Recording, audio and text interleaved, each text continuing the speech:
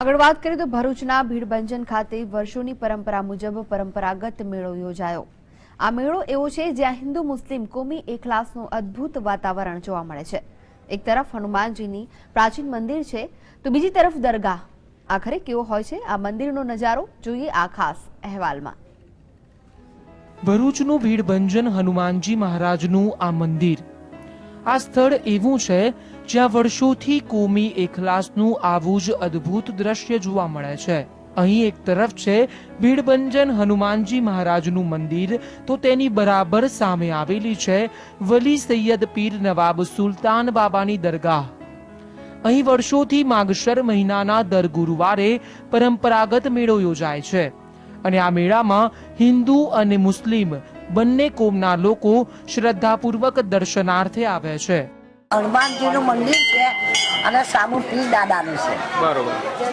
આ હનુમાનજીનું છે અને આ પીર દાદાનું છે। જે બે લોકો બાધા લઈ જાય એ બી અમને જે મળે તે અહીંયા ગાડી ચલાવવા આવે છે। આ એક એવું અદ્ભુત સ્થળ છે જ્યાં ઈશ્વર એક છે તેવો અહેસાસ થાય છે। તો આ મેળાની એક વિશિષ્ટ ઓળખ છે કોઠા પાપડી, જેની મજા અહીં આવતા દરેક લોકો અચૂકપણે માણતા હોય છે। Nilesh Taylor, GSTV,